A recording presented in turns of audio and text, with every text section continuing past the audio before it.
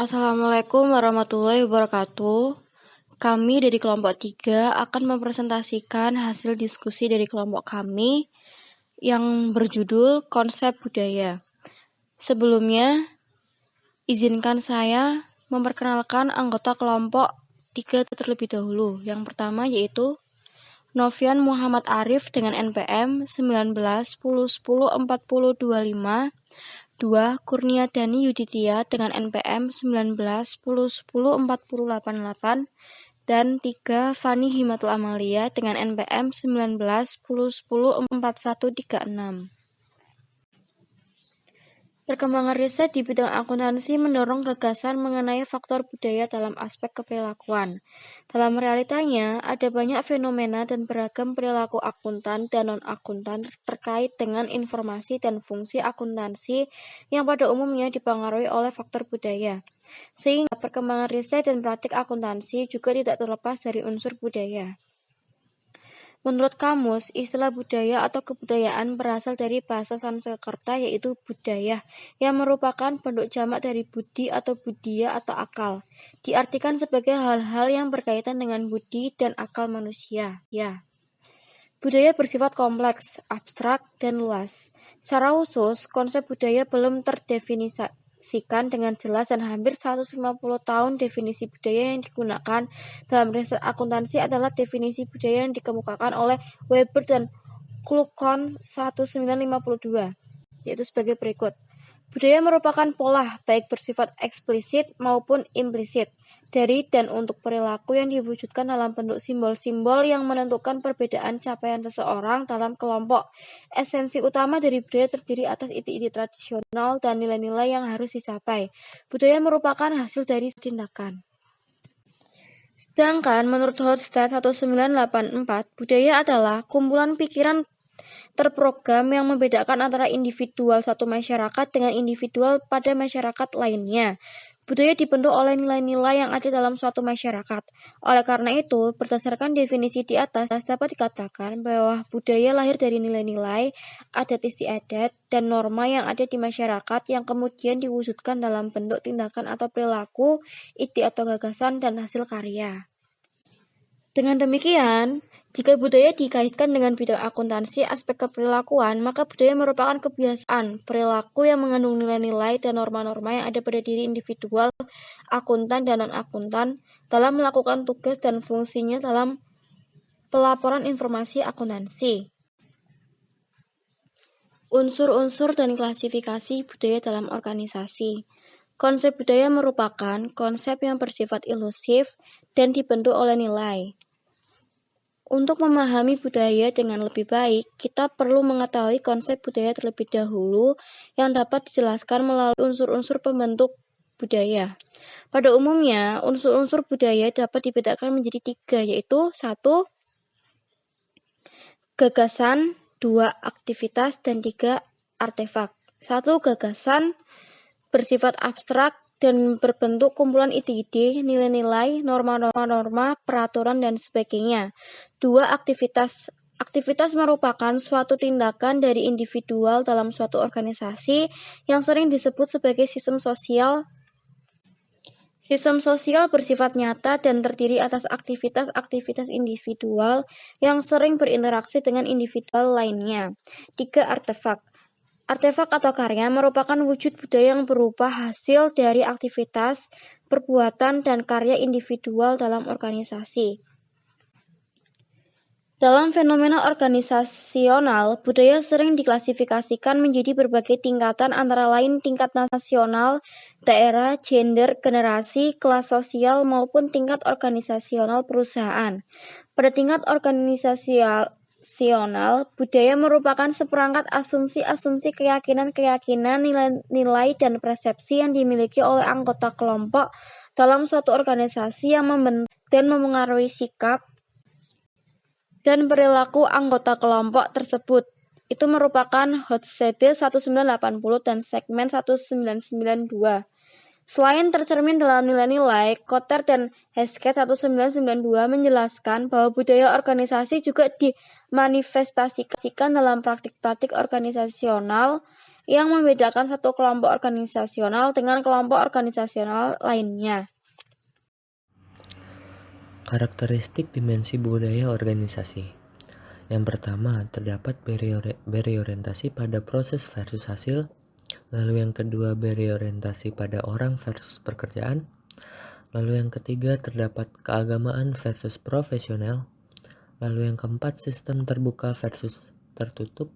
Lalu yang kelima, terdapat pengendalian lepas versus ketat. Lalu yang keenam, terdapat normatif versus pragmatif.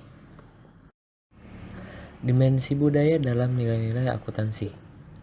Yang pertama yaitu profesionalisme versus kontrol hukum. Seorang akuntan dalam menjalankan fungsinya terkait praktik akuntansi dihadapkan pada pengambilan keputusan hukum dan etika. Oleh karena itu diperlukan pertimbangan yang profesional. Lalu kedua, konservatisme versus optimisme.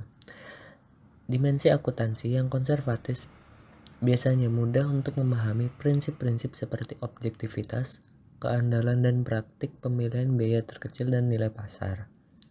Lalu yang ketiga terdapat keseragaman versus fleksibilitas. Keseragaman merupakan dimensi penting dalam mendukung harmonisasi pelaporan keuangan internasional. Lalu yang keempat terdapat keberhasilan versus transparansi. Dimensi nilai akuntansi, kerahasiaannya atau sekresi, merupakan preferensi pengungkapan informasi keuangan secara hati-hati dan pembatasan informasi terhadap publik. Peran budaya dalam organisasi menurut para ahli. Yang pertama yaitu pendapat para ahli dari Malinowski 1994. Budaya sebagai instrumen yang menyajikan kebutuhan biologis maupun psikologis memotivasi riset budaya dalam perspektif manajemen yang dikenal dengan comparative management research. Lalu yang kedua yaitu dari Redleaf Brown pada tahun 1998 yang berpandangan bahwa budaya sebagai mekanisme pengaturan yang adaptif yang mengikat individual dan struktur sosial yang mendorong riset budaya organisasi. Lalu yang keempat itu dari Clifford Geertz pada tahun 1973 yaitu yang memandang budaya sebagai suatu sistem yang terdiri dari atas simbol-simbol dan pengertian atas saksi simbolik yang perlu diinterpretasi, dibaca atau diuraikan dalam satu pesan yang dapat dipahami, memotivasi riset simbiolisme organisasi.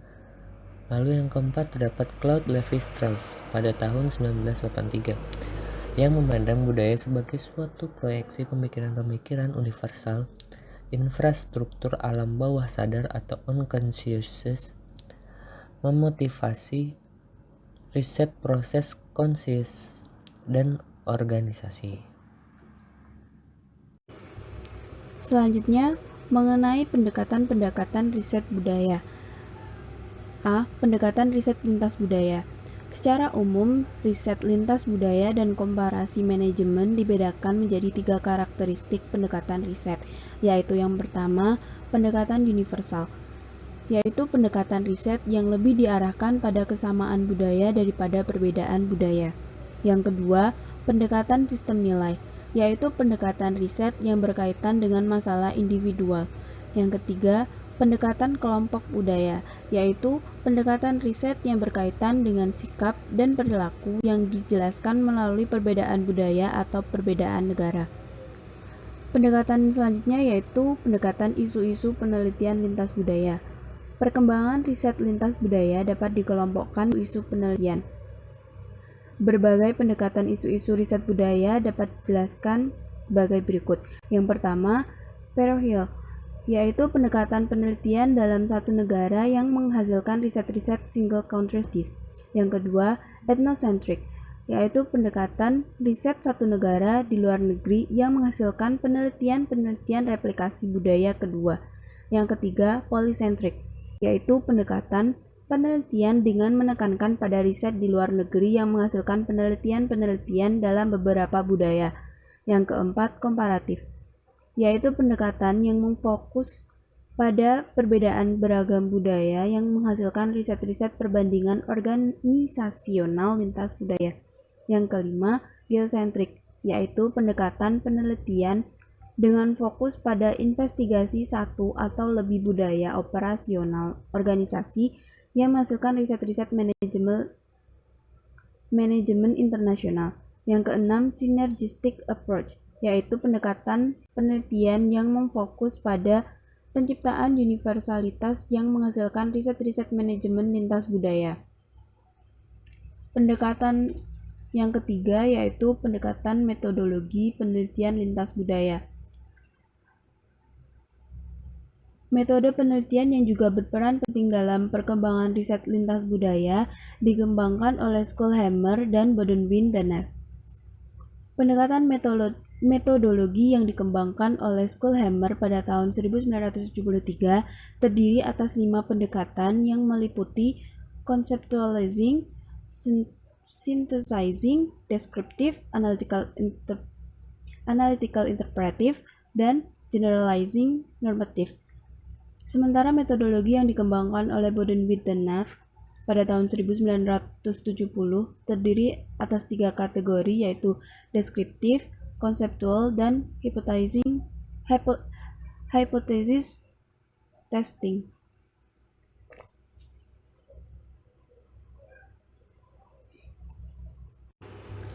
Teori-teori budaya. Yang pertama, teori implisit. Teori ini merefleksikan kepercayaan dan tingkah laku individual terhadap atribut-atribut yang dimiliki manusia yang ditujukan untuk menjelaskan perbedaan antar individual ataupun kelompok. Yang kedua, teori kausalitas. Teori ini merupakan teori yang menjelaskan hubungan sebab akibat. Yang ketiga, teori lunak. Dweck et al. Pada tahun 1995 menemukan bahwa individual berbeda dalam kepercayaannya mengenai sesuatu yang dapat berubah atau lunak jika sesuatu itu merupakan ciri atau sifat pembawaan individu seperti intelijensi atau moralitas. Sekian pemaparan materi dari kami. Apabila ada salah kata kami mohon maaf. Wassalamualaikum warahmatullahi wabarakatuh.